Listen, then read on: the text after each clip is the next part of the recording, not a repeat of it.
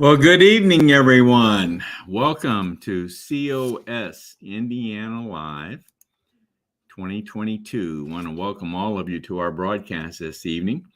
And I want to introduce to you, my name's Dale Parrish, by the way. I'm the state director for Convention of States here in Indiana.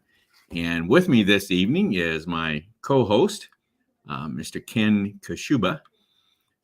How are you doing, Ken? Are you muted? You still muted? Yes, you are. I'm now unmuted. So hello, Dale. How are you? Ken's our state communications coordinator, and I still have to, kind of coax him along sometimes. But yeah, that was big tech. They muted me. It was. All right. Well, Ken is co-hosting tonight, and Ken will be monitoring all the comments and questions that we may get tonight. And Ken, if you recall, last week we did the roundtable, which we do once a month on the fourth Monday. But yes. We had a whole host of comments and questions, didn't we? We had that and a whole bunch of new viewers. It was a nice program. Nice to see people tuning in, and look forward to more of that. Well, it was a record for us as far as comments and questions are concerned. 80 some, I believe, was the number, but that was certainly a record. And yes, and I agree with you. Some new names, and always love seeing that. Yeah. Yep. So we will. Ken will be monitoring those and flashing those out for us. So Ken, this is broadcast number 147 tonight. Coming up on the big 150 pretty soon here. We're getting close to the 150, so we will hit that in May, later on this month, as a matter of fact, won't we? That's so. We'll have to celebrate in some way or another, folks. When we look upon these broadcasts of this nature as a town hall.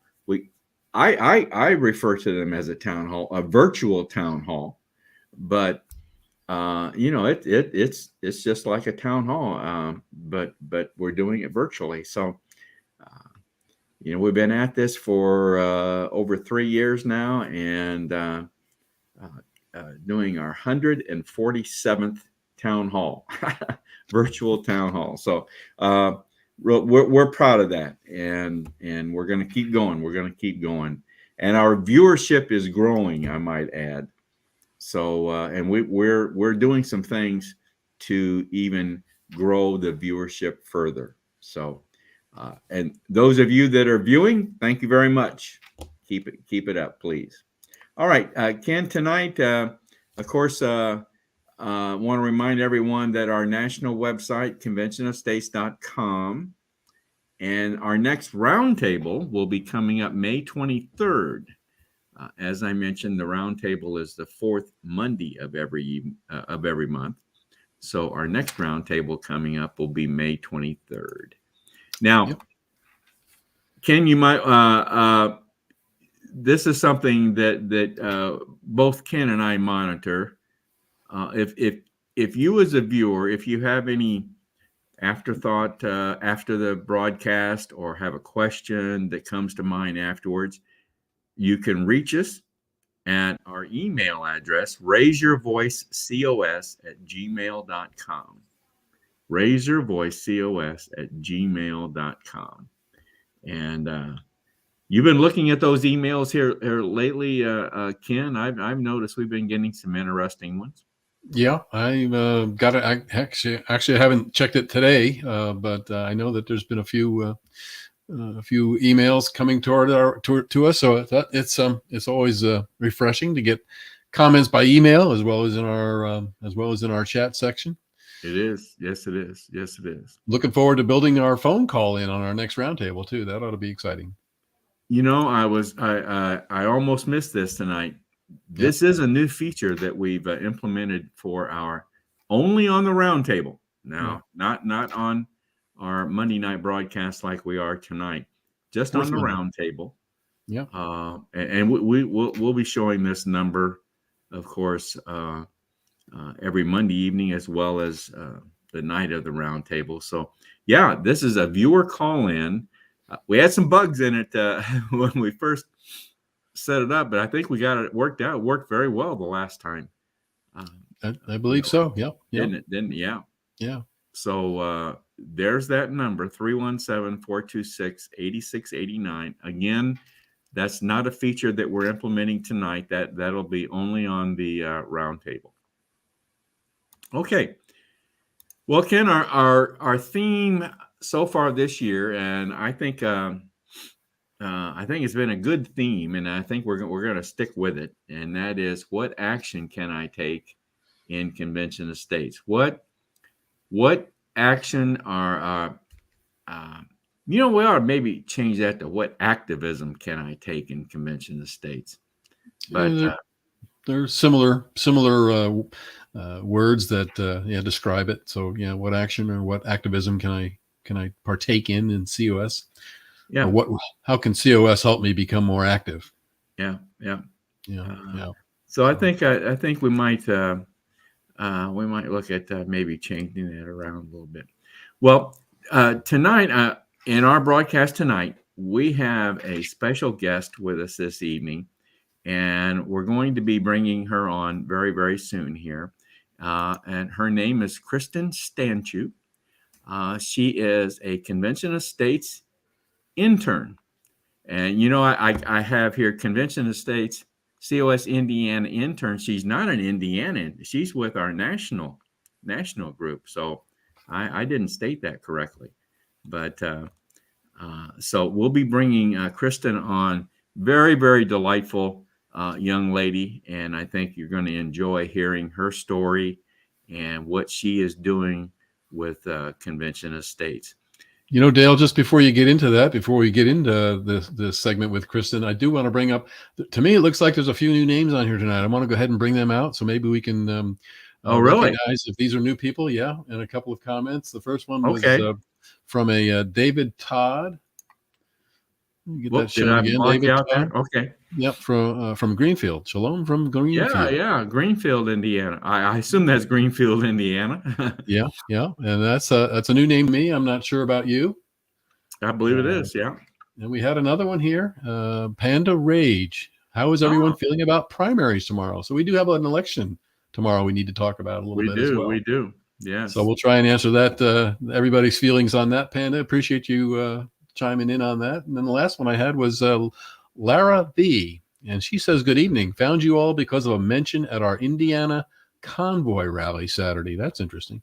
Wow. That's good. Indiana convoy. I wasn't aware of a convoy going on Saturday. So, very interesting. Very interesting.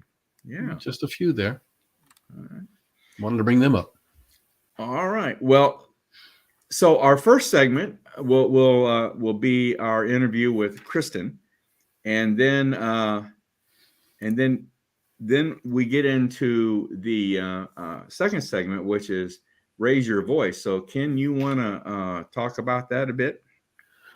Yeah, the Raise Your Voice segment is a polling segment that we use here every Indiana Live Monday night, except for the roundtable. And that is basically a poll which we show a QR code. Let me go ahead and pull that QR code up so we can share that with you. I need to share my screen in order to do that. So we'll pull up the QR code, and everybody can get their smartphones out. They can basically pull up the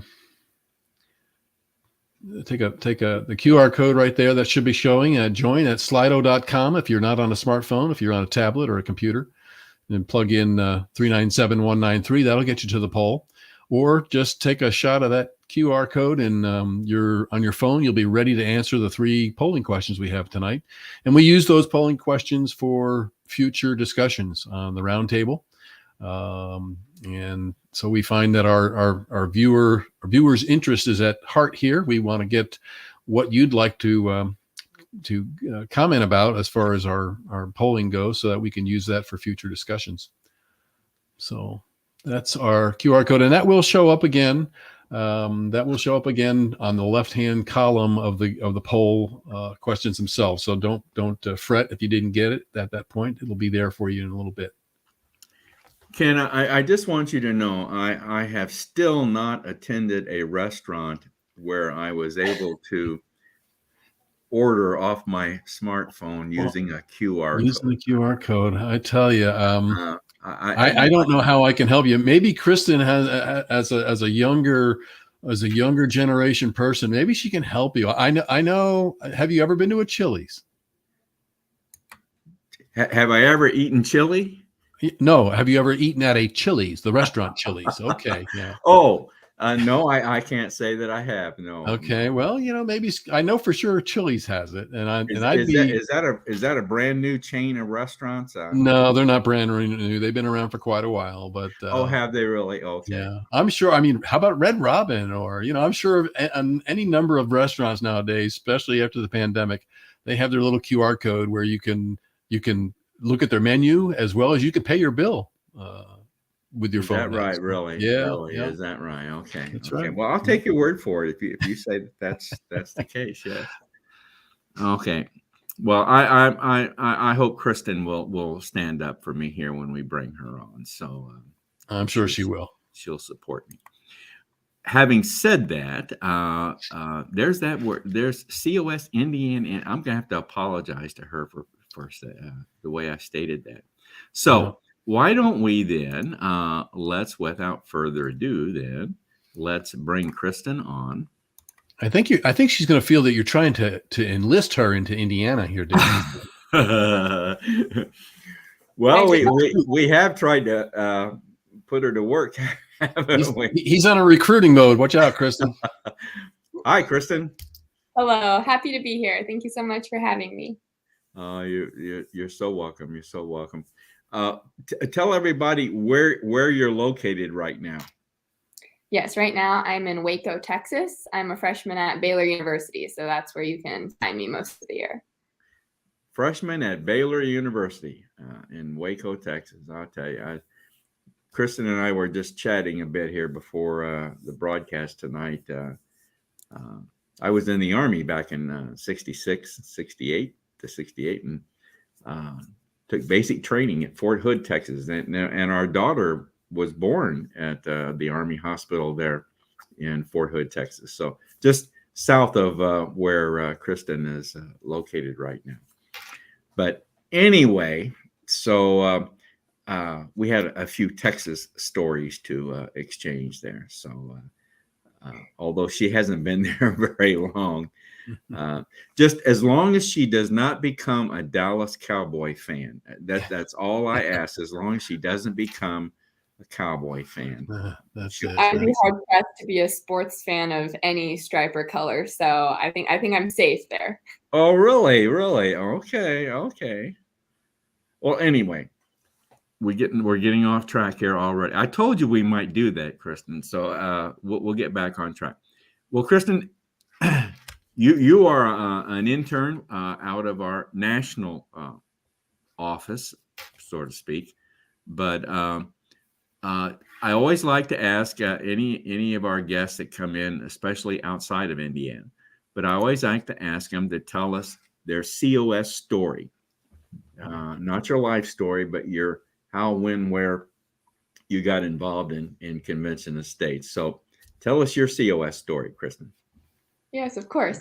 So I first became involved with Convention of States last fall, around September of 2021. And I first heard of Convention of States from another organization called Patriot Academy. All throughout high school, I really became familiar with constitutional literacy, the whole parliamentary procedure process through Patriot Academy. And that's what really inspired me to want to learn more about politics. And so I heard about Convention of States and that there was an internship going on, and I applied, and here I am today. And after working with COS for a few months, I can honestly say that it's been a wonderful experience, from national team to all the state teams, including Indiana. I'm just so happy to be part of this movement. Well, great. Now, was Patriot Academy, was that part of your high school curriculum, or was that just something that you encountered while while finishing your high school? It's something that I came across during high school, but it was an extracurricular activity for me. I heard about it as a summer program that I could become involved with, and I did that for 3 summers in high school and learned a lot of great skills there, and that's what initially pointed me towards Convention of States. All right, great. Well, one of the things that I definitely wanted you to talk about is and that's your parents, and where they were born and raised and where they came from, and how you fit into all this. But so tell us about your parents. Yes, so a big part of my childhood growing up was learning from my parents. My parents immigrated to the United States from communist Romania. They came several years after communism fell in 1997. And for me, that was a very formative thing in my childhood because I grew up hearing all about what it was like to live under communism and with the responsibility to take my life, the opportunities that I had here in America, and make the most of them, because I grew up with an acute awareness that liberty isn't the status quo everywhere around the world, and that what we have in America is really special and worth preserving and defending. And so that's what really inspired me to want to go into politics and become involved with organizations like Patriot Academy and Convention of States, because what we have here is worth fighting for. Amen. Well, I'll tell you, Ken, I wish every young person could come to that realization. Wouldn't that be great? Can we clone you a little bit, Kristen? Just, maybe a couple hundred of you, maybe. Well, hopefully, just sharing from what I've heard from my parents and what I have experienced from them with my peers and with people around me. I hope that helps inspire other young people to realize that what we have here is something very special that's not everybody has the opportunity to have. And I'm very grateful for my parents for instilling those values in me.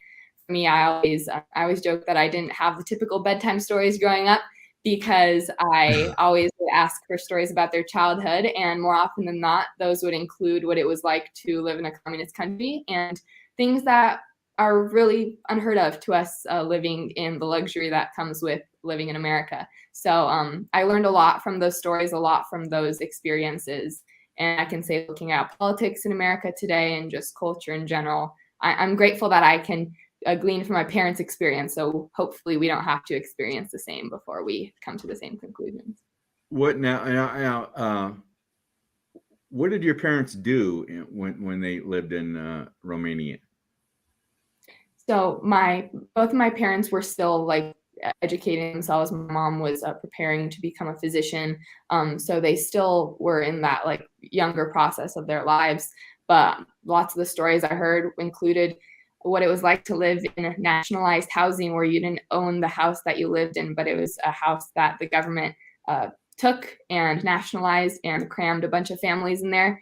And the original building was actually confiscated from the original Jewish owners. And because it was now property of the communist state, they could essentially dictate who lives there, how many people live there, what they can do with that property. And that's even just one small fragment of what it was like to live there. You have your typical stories of bread lines and just food lines in general, how there isn't the abundance that we have in America, where you can just go to the grocery store and get whatever you want, as much as you want.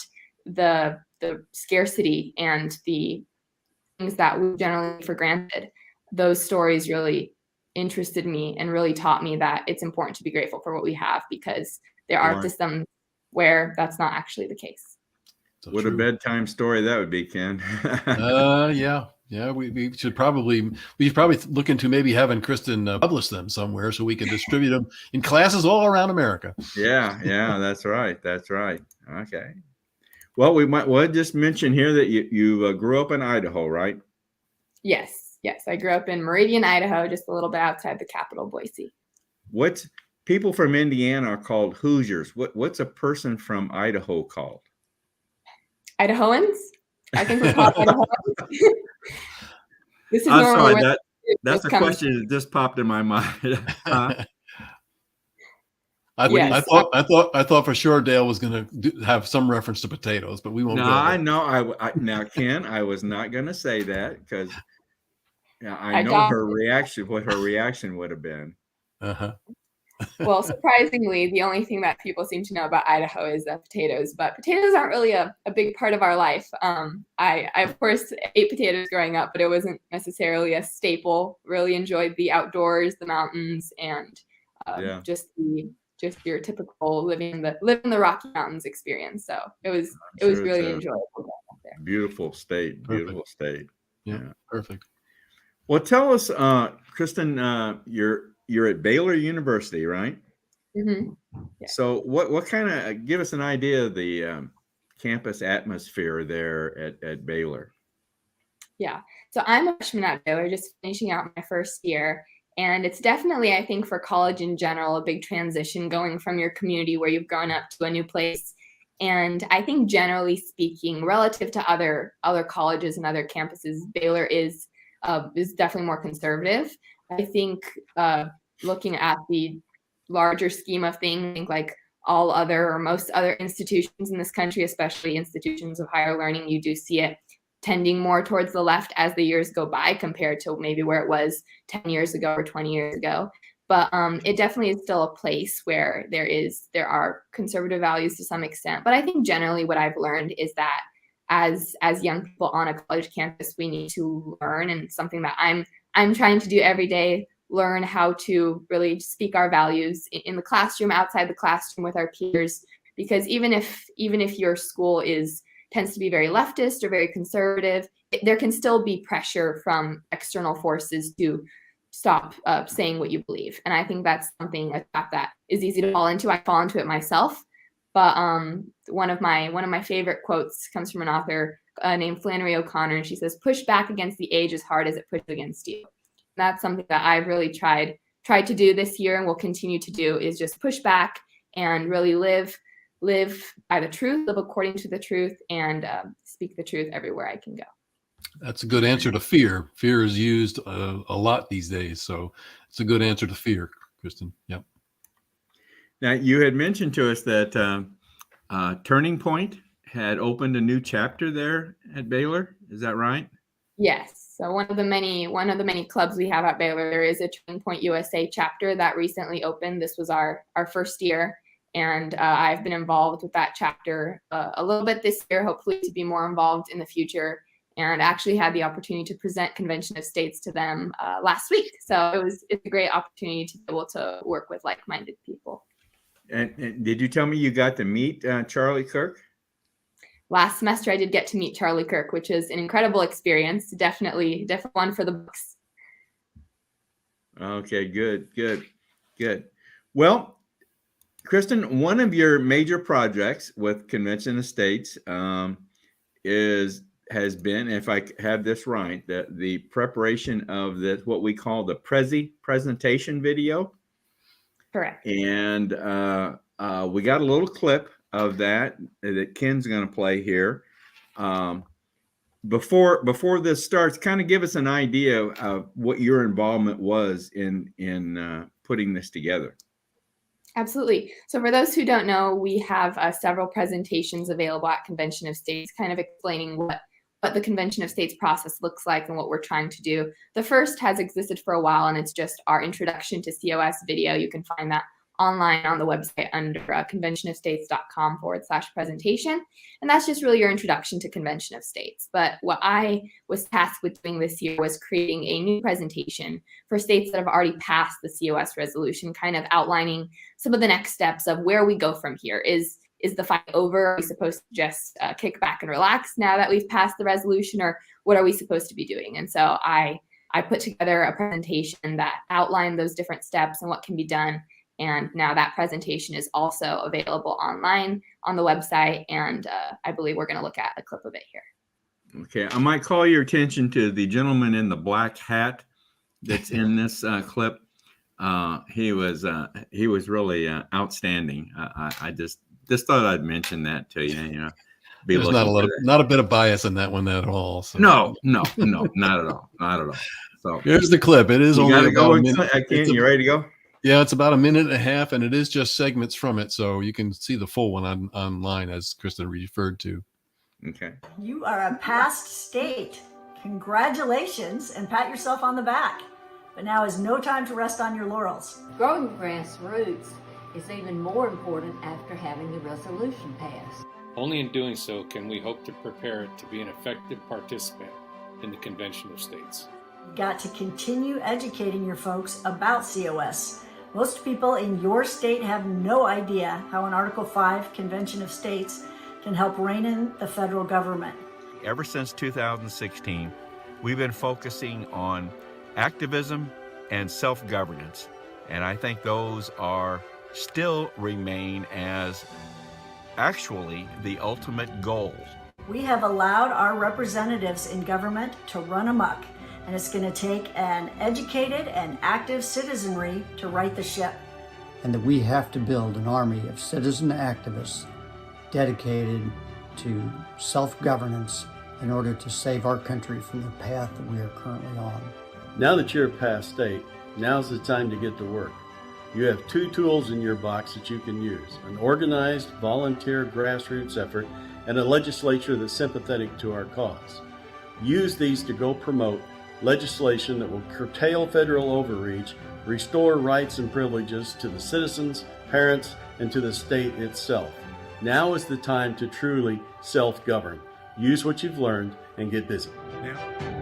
I'm here live in Philadelphia at the Tomb of the Unknown Soldier. When you hear the phrase lives, fortunes, and sacred honor, these are the folks that we should think of, those who anonymously gave their lives. Well, today you have a chance to volunteer. You need to volunteer for conventionofstates.com, the movement that's going to save the country.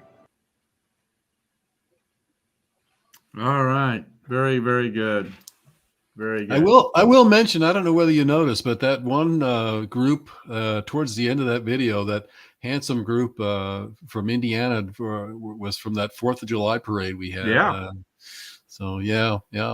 There are, of course, Marty Wood, our legislative liaison, was one of the individuals, and Gary Harbaugh, our region captain, district captain administrator, was featured on that clip, and some other scenes were from Indiana. So we were very well represented. Kristen has a good eye for talent, and that's why she put that together. Oh well, we're just having a lot of fun with that.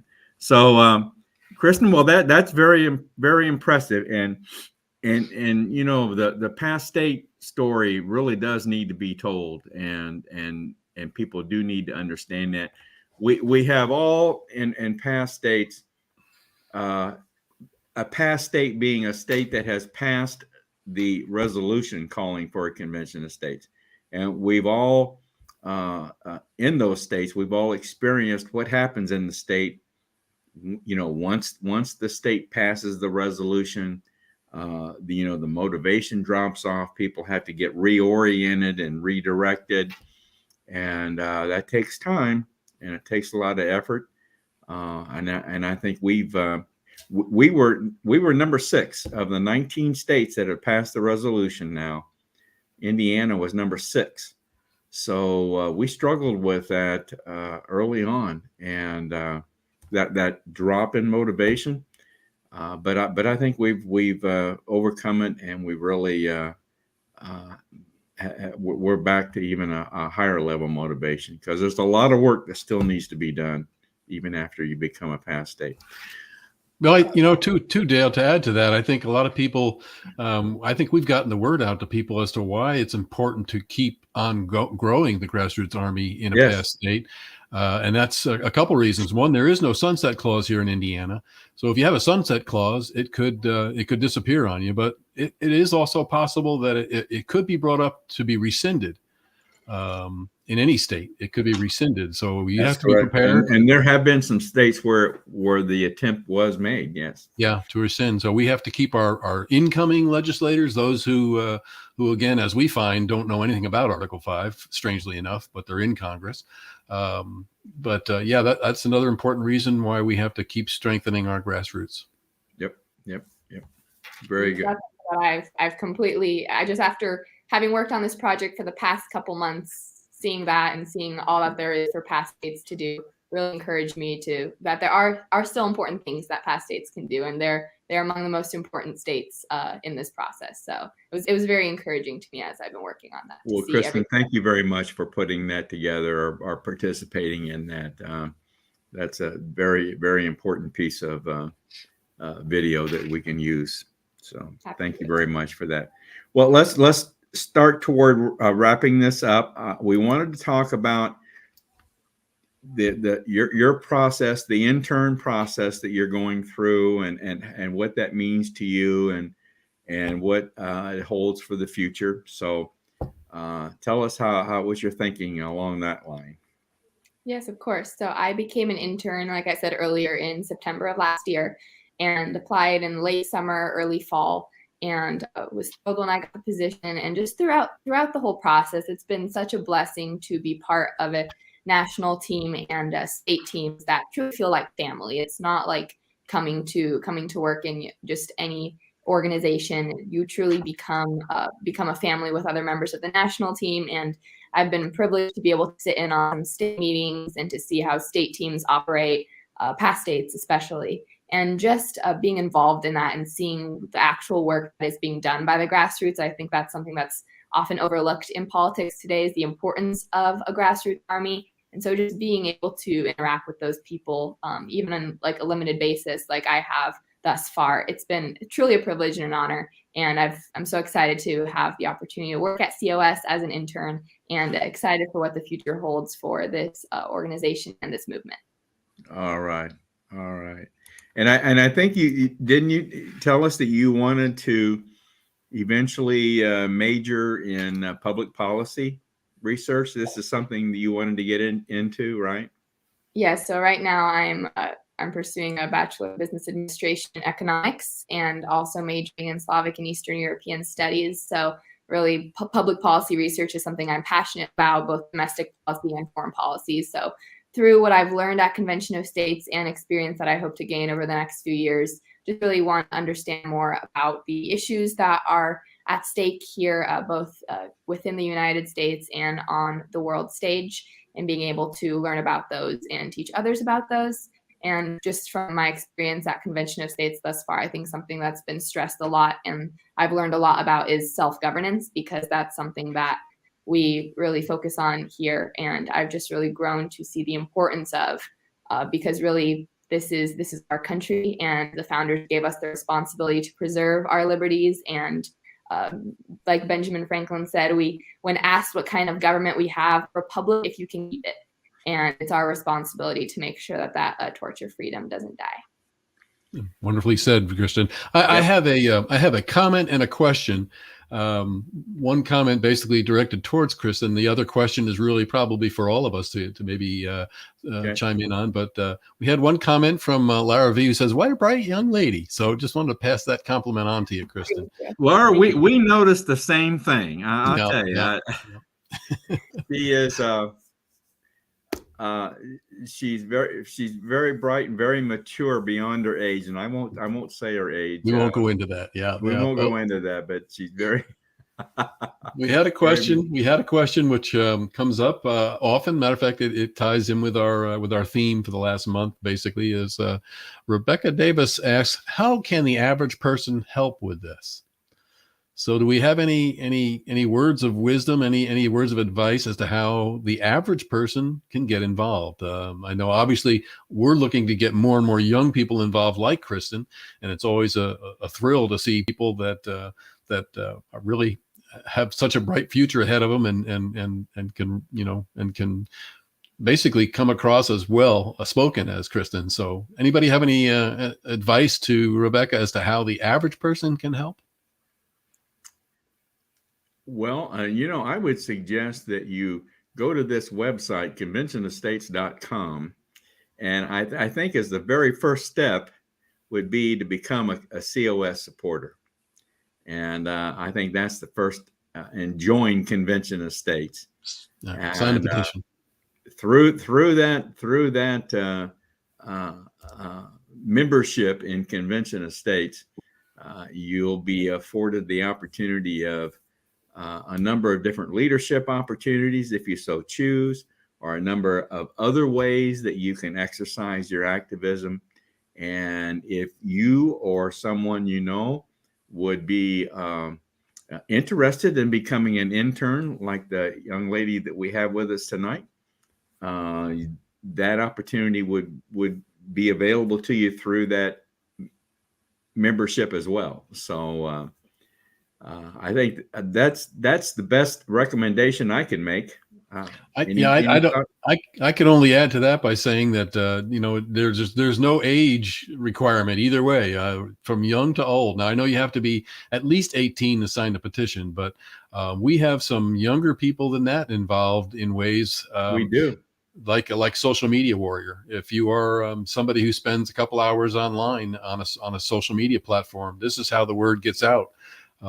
It's how a lot of people discovered Convention of States, and that there actually was Article 5 and a way for we the people to be able to rein in an out of control, overreaching government, which is we're all experiencing. So you can become a social media warrior, spend a couple of hours a day just putting out some information and inviting your friends to shows like this.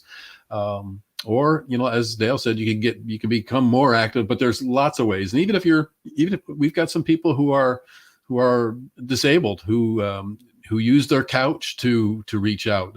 We have phoning opportunities where we can help other states in their push to get the resolution passed. So there's lots of things that can be done. You just need to make that first step, like Dale said, sign the petition, and then say, hey, plug me in where my talents best fit. Yeah, I like Kristen, to echo. Is there a special avenue that a person can go down if they want to become an intern like you, or is there a? Yes. So first of all, I'd like to echo what both of you said about becoming involved with Convention of States. I've seen just both through supporting and volunteering, and there's just so many opportunities to get involved in your local community, and really would highly encourage everyone to do that, because the importance of, once again, self-governance and like really investing in our communities is really important. And if you do want to become an intern, if you go to conventionofstates.com/internships, I believe there's a tab on the website called internships. You can learn more about the internship process. There should be a video on there of what it's like to be an intern, what the process looks like, and would highly recommend anyone interested to apply, because it's really a wonderful experience and you learn a lot, and you come away with just so many, not only additional skills, but just a community that you'll never forget and you'll never lose, even after your time at Convention of States. Thanks, Kristen. Hey, Kristen, you have the unique perspective of having parents that came from a communist country.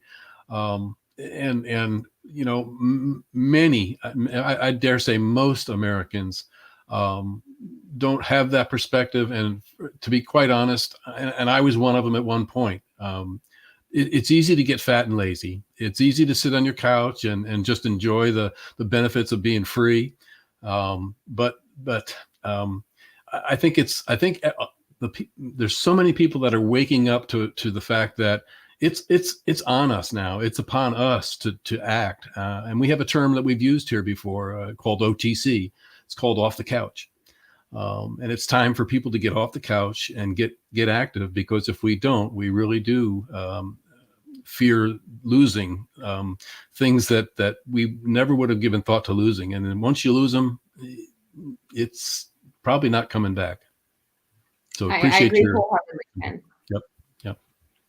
Ken, I think we're going to start calling that the GOTC. Get off the couch. That works too. Get off the couch. Get off the couch. We've been calling it OTC, but it should be GOTC.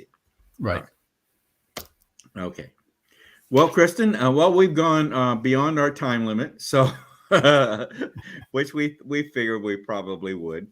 But so, Kristen, I want to thank you very much for sharing your time with us, and wish you the best of luck, and hope to see you again.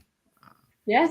How long does your internship officially last? Officially until second week of May, I believe, but I should be hanging around for a while. So hopefully I'll get another opportunity to talk to you guys and to interact with you all. All right.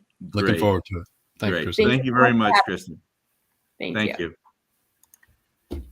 Oh boy, can I tell you? Delightful young lady, huh? Yes, delightful young lady. I wish we had more like, and we do. We do. They're out there. They're out there. Sure they are. Sure they are.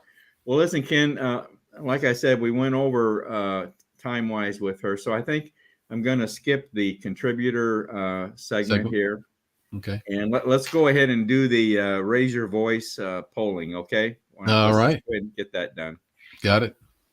Teachers, you scan the code and join the fun. It's your turn to be heard.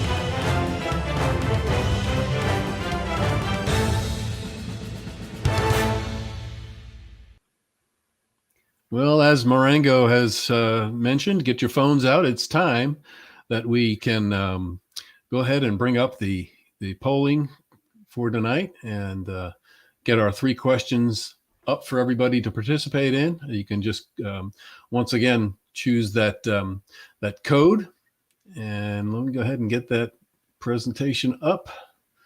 It should be right here, and there we go. We have our QR code. All you need to do is use your smartphone to pull that in, and you'll be directed to the site. Or again, if you're on a tablet or a computer, you can just go to slido.com and enter 397193, and that QR code will remain on the side of our polling questions as we get to that tonight. So being that we are running a little long, I'm going to go ahead right away with the first question here tonight. And there's the QR code and the other ways to join. But our first question tonight is, how concerned are you about our government's move towards creating a Homeland Security misinformation agency, with 1 being least concerned and 5 being very concerned? This is again in the development stages, from what I understand, and a misinformation agency. I don't. What could possibly go wrong with creating that kind of an agency? I mean, I don't have the slightest idea what could go wrong. Who could be opposed to that? No, I mean, who wants misinformation, right? I mean, it's got to be a good thing, right? Of course. Well, so far, I think it's pretty obvious right now. At this point, we've got everybody chiming in at a number 5 on that. So pretty concerned, aren't they? Yeah. Yeah. Hopefully, our leaders and legislators are paying attention, because this needs to be thoroughly addressed. So with that one, I don't think we're going to get any opposing viewpoints on that. So we'll move on to question number 2. All right.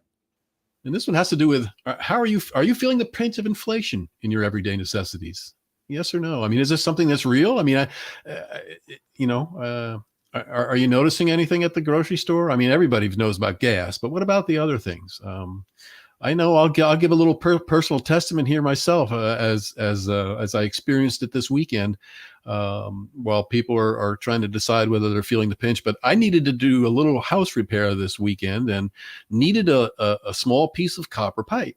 Well, I went to my local hardware store, and wouldn't you know, a 2-foot piece of copper pipe cost me $16. So $8 a foot is what I was charged for a piece of copper pipe. So tell me, are you feeling the pinch? It looks like everybody's starting to feel that pinch, I think. Yeah. We all have stories. Okay. Yeah. So we'll go on to the question 3. And that is, based on the performance of the current administration, do you think Amendment 25 should be enacted? I'm curious on this one, because we all know what stands behind this. we got, I tell you, it's 100% every question tonight. Every question. Yeah. I mean, I wish I had a 4th tonight. I'd really ask, what the confidence level would be on the replacement of that. But, I think we all know the answer to that. But we have a lot of work to do, folks. We have an election coming tomorrow here locally, and we have a national one coming up in November, and there we got a short no on that one. So I think that person is weighing the consequences. But that's our poll for tonight. And again, this is open for another day or 2. So if you miss it or want to get in and weigh in, feel free to do that. We'll continue to register votes on that. So. Good question. Good questions tonight. Yeah.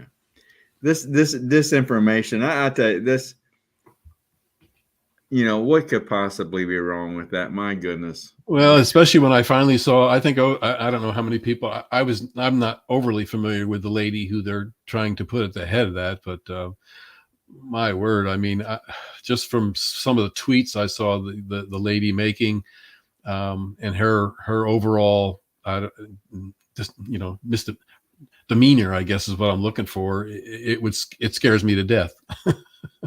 Yeah, I don't think there would be any one person suitable for that. I mean, No. it just, No. and of course, new administration comes in, they replace that person. So yeah, I think this will become another hot topic for us, Dale, coming up in future discussions and future roundtables. I think we could really end up having to address this a little bit further. Although, I'm hoping that the lunacy of this is really seen. Well, I certainly hope so. Yep. I'm changing something here real quick. While you're doing that, I'm going to go up and pull up a few more names that are new. I've got a person here that's saying, first time here. Thanks, Dale and Ken. Dadito. I think I've got that right. Dadito. So appreciate you chiming in, Dadito, and tuning in. And we're glad to see you're here. And hope you sure that's not Daddy-O?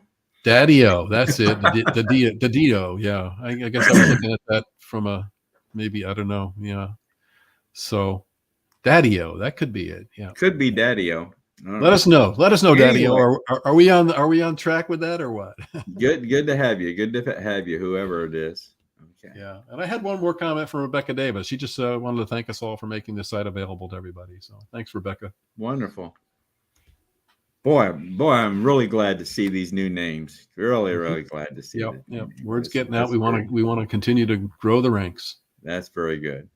Okay, Ken, let's. I wanted to remind everybody one more time. National website, conventionofstates.com, and the next roundtable broadcast will be May 23rd, fourth Monday of every month. So y'all want to be sure to make note of that. I just might mention our next, excuse me, our next weekly broadcast will be next Monday, the 9th. And our guest that evening is going to be the National Coordinator for Block Walking.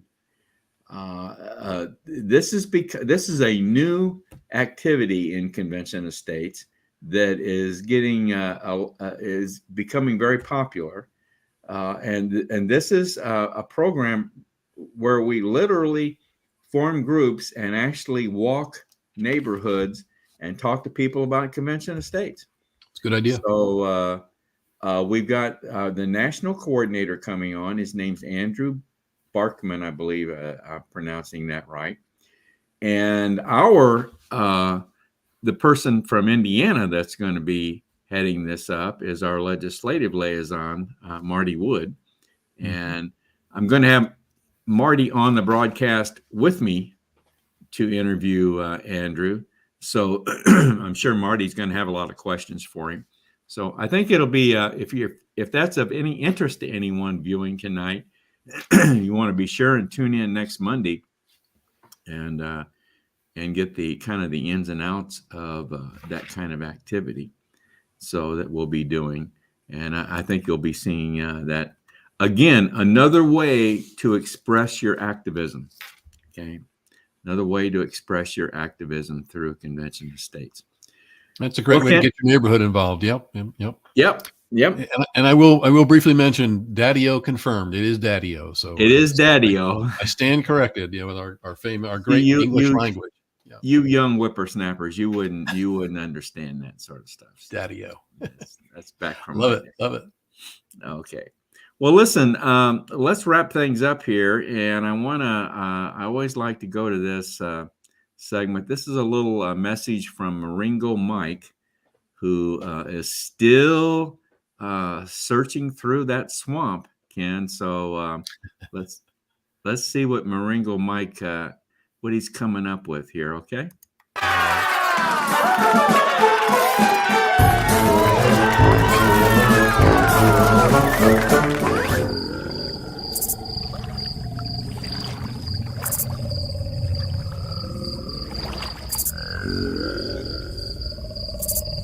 Ringo Mike here.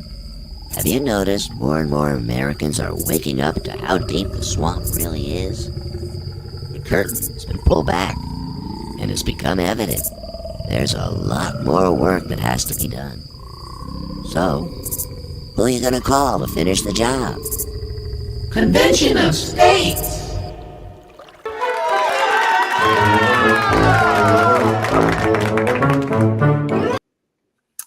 I'll tell you that Maringo Mike, he knows who to call, doesn't he? Yeah, he does. I know he shot me a text the other day. He said he needed a little bit more ammo, but we'll get that out to him. Oh, is that right? Okay. Yeah, he's running out of ammo in that Ghostbuster gun of his. Well, I got this changed, Ken, while we were talking a little bit earlier. It's GOTC, get off the couch. Okay. And that is so true. Get off the couch, get involved. That's all about self-governance, and you can do it, folks. You can do it through Convention of States. We got many opportunities for you, and the opportunities are growing more and more. And next Monday we're going to hear about one of those, the block walking activity. So get off the couch and get involved. That's right. Ken, you got anything else for us this evening? Any more comments or viewers or anything? No, there's quite a few other comments on here. I'll not a little too many really to go through. A lot of saying good evenings. We had a couple of new people. I got somebody from Zionsville on Create 10 who chimed in. I can throw up a few more of these real quick while we got it, but okay. We had a David Todd who mentioned that he loves this. It's sad that more of our citizens aren't inspired to get involved. Hopefully we're getting them involved here. Let me see if I had any others. Well, John Graves, I think he was here. Maybe he was on the roundtable. I don't remember. Yeah, I think John Graves remember was his name. Let me see. Did I get him up right? No, it's John Graves mentioned that. No, that's not working. You had him up there. Did I have him? Okay, my computer's behind. There it is. He's suggesting there it is. He says we could remove Biden via minute 25 and impeach Harris after January. So he's got a plan. I like plans. A clean slate, huh? Clean slate. Yeah. Well, wait a minute. Would that put Pelosi? I was just going to say that isn't there a third? Isn't there a third backup we have to worry about? Yeah. What's the third? Maybe she'll stay in Ukraine. I don't know. Oh, we could be so lucky. Yeah. That's all I got, Dale. All right, everyone. Have a good evening. Thank you for tuning in, and be sure to be back with us again next Monday on May 9th. So everyone, have a good week. Have a good night. Thank you very much. Good night.